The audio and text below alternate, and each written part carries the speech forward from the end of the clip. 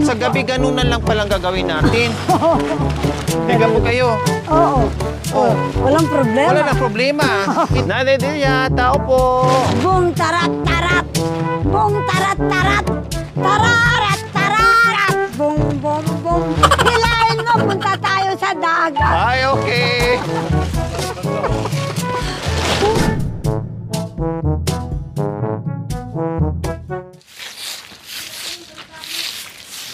So, ayan po mga kabayan. Tinulungan ko si Nanay D magwalis. Kasi, papunta sana kami sa vlog. Kailang, ay, sabi niya, maglabasa na siya ngayon dahil wala na siyang damit. No? Kaya bumalik kami. Sabi ko, sige, mag-lunch lang tayo. Tapos, tulungan na kita. Punta kami ng ilog para maglabas si Nanay D dahil naubusan na siya ng damit.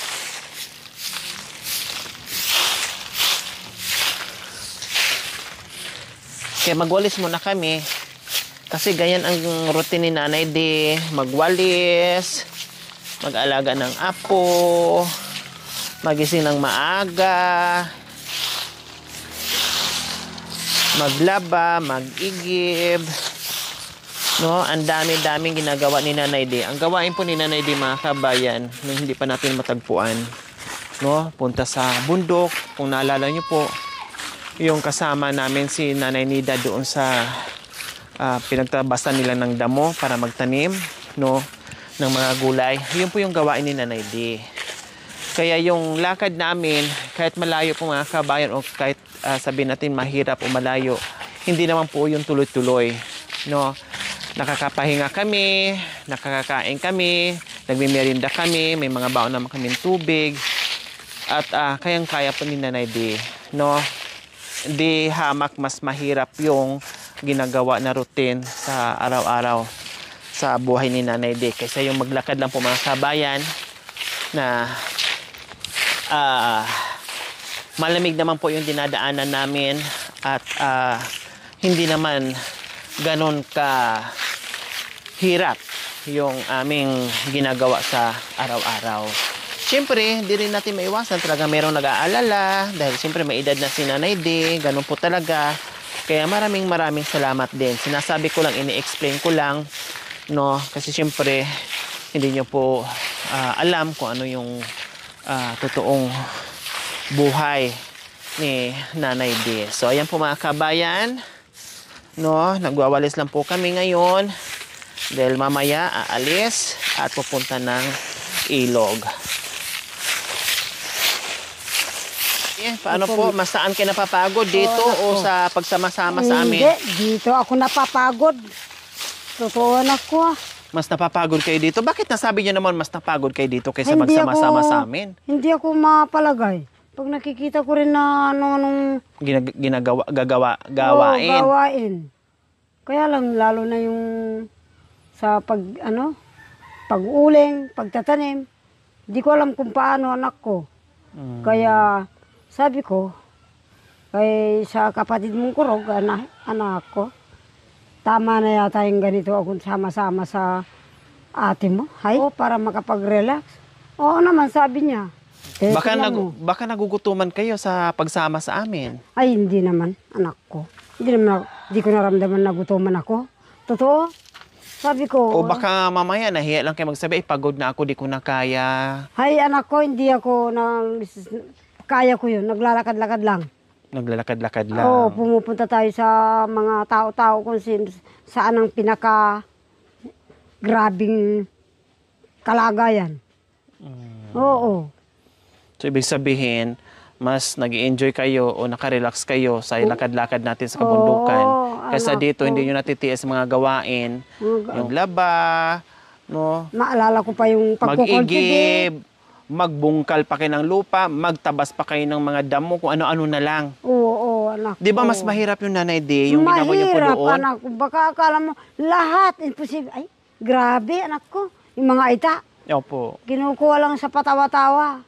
Lalo na yung ginawa ni Nanay Nida doon na naghuhukay kayo, naglilinis kayo ng mga damo. Grabe. Grabe, Tapos ang init-init pa doon, Nanay, no? Pag nagpapahinga ang lakas naman niyo. kami. Nagpapahinga naman kami. Kaya nga sabi ko, mas mahirap yon kasi babad kayo sa mainit, tapos grabe yung pagbubungkal nyo. Grabing init, lalong-lalo na si Nanay Nida na may hika, pero Oo. kinakaya niya. Kinakaya niya. Oo. So yan po mga kabayan, no?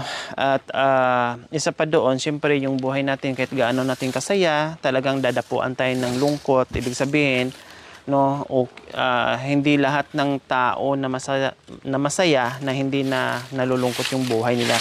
Talagang ganon. Kahit kayo, kahit mayaman, kahit mahirap, no, talagang may time, no, may pagkakataon na malungkot din minsan. Kasama po talaga sa buhay yan. Hindi po talaga maalis sa atin yan. Kaya minsan siguro, napapansin nyo bakit medyo pagod si nanay dahil alas 4 pa lang ng madaling araw, nagigising na si Nanay D, no, para katuwang na mag-alaga doon sa apo niya, no, kilos doon, kilos dito, no, maraming obligasyon kaya mas less yung pagod ni Nanay D pag nasa team siya, pagkasama namin. Totoo yan sinasabi ni Nanay D. So ayan. Kaya ngayon tinutulungan ko magwalis, no, dahil maglaba nga po siya. Sabi ko, sige, walang problema, saka na lang tayo mag-vlog. Tulungan namin kayo maglaba. Kaya ito, nagwalis muna para bago alis ng bahay ay malinis na ang paligid.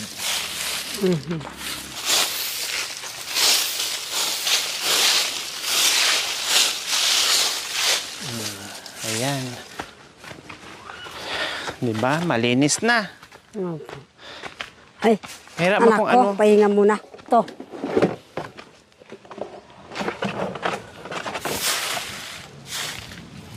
Ayan. So, ayan po mga kabayan. No? Ngayon pa lang, sobrang saya ko na. Hindi lang ako magiging masaya, kundi tayong lahat.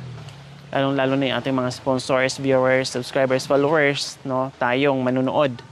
Dahil soon ay magkakaroon na ng bagong bahay si Nanay D. So for a while po mga kabayan, habang inaantay natin yung iba, no, may nakapadala na, saka ko na lang po banggitin pag okay na. So sa ngayon, temporary po mga kabayan, habang inaantay natin yung ating ibang sponsors na gustong tumulong kay Nanay D, ang gagawin po muna natin mga kabayan ay lagyan muna natin ng trapal. Kasi malamig si Nanay D sa gabi, so lagyan muna natin temporary trapal. Okay lang muna, Nanay D? No, lagyan muna natin yung palibot. No, tapos tingnan natin yung malalagyan natin yung mga butas-butas. So ayan po mga kabayan, katulad niyan, no, ay open na open.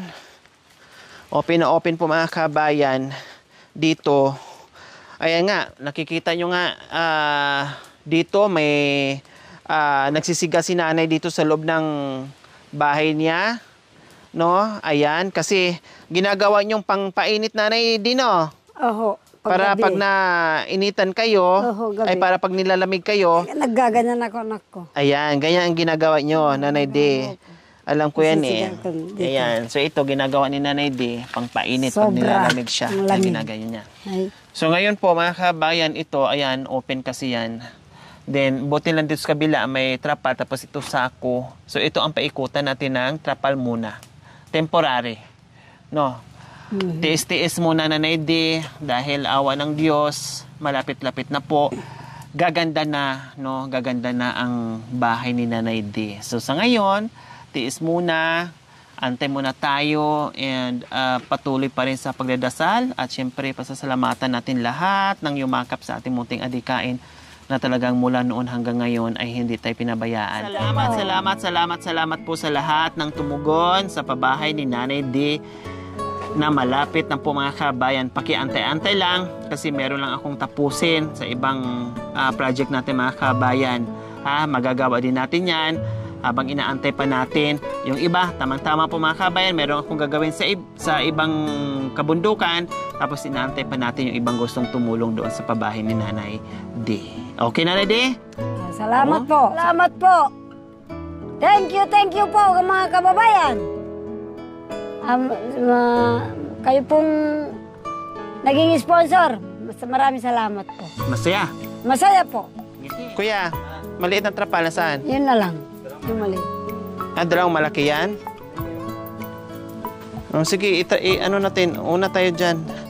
So ayan, meron naman dito mga kabayan, may trapal naman. Natanggal lang yung tali. So ibalik natin. No, total temporary lang naman ito. Hindi naman na magtatagal.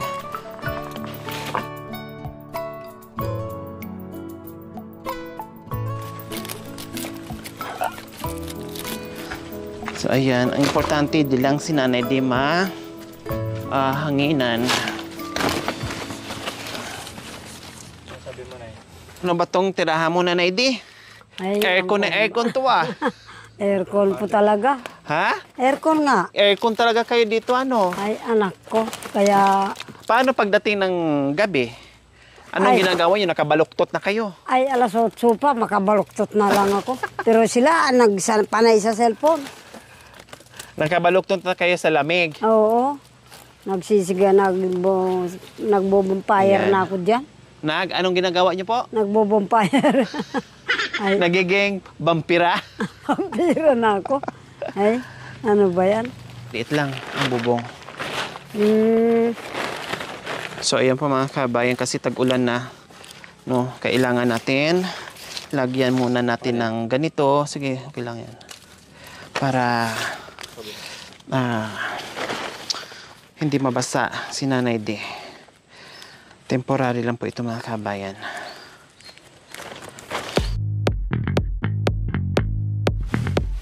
Oh, ayan, yan muna. Tapos dyan, wait lang. Akin na, dito ka na maghati ng ano, wag na dyan. Magbawas ka dito kasi subang.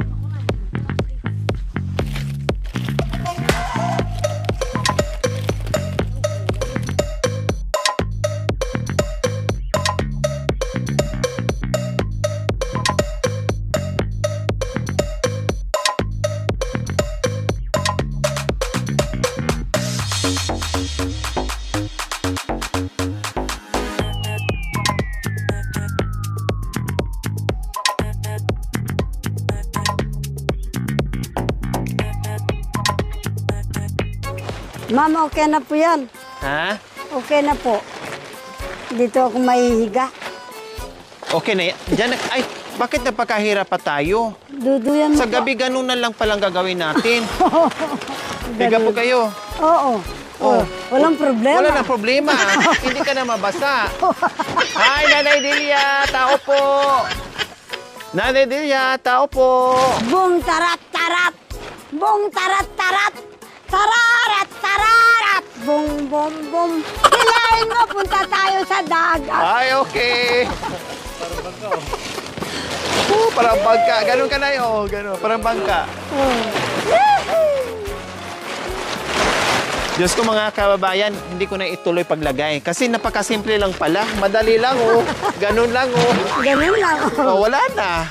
Tapos na, magkapakahirap pa tayo. Total, ilang araw na lang, magkabahay na to, eh. Pag, pag into ng ulan, wala Oh, na. wala na. Dito na ako dahil talagang ganun ang bahay ng duwende.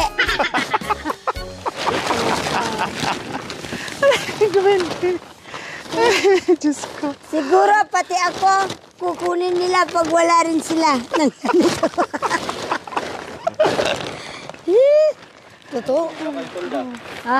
Paano tingin ako yung tulda? Pati ako. Inilan. Pati ikaw, hila-hila nila. Hila nila. Ay, apo.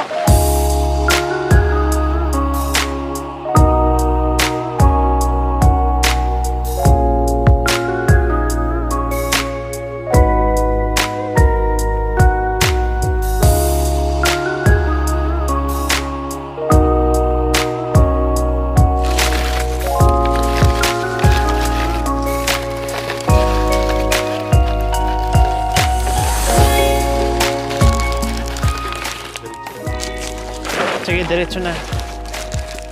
Diretso na kasi ganyan lang naman ni Nanay. Ano?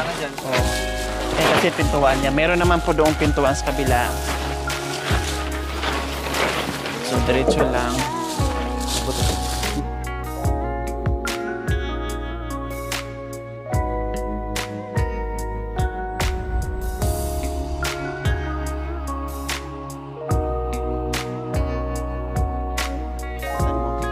So, ayan po mga kabayan.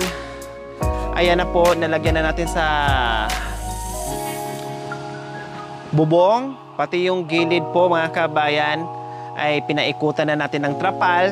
Sabi ko nga po, temporary habang nag-aantay tayo sa ibang sponsors at habang inaantay natin na mabuo ang bagong bahay ni Nanay Delia. Kaya ngayon pa lang po mga kabayan, maraming salamat na po sa inyong lahat. Sa lahat ng sponsors, hindi ko pa mabanggit, no? Ay inaantay pa natin yung iba.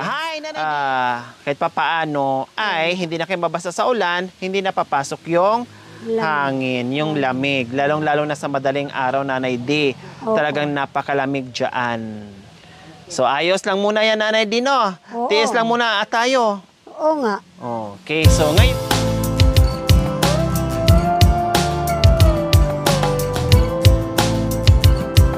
Thank you for watching. Don't forget to like, share, and subscribe.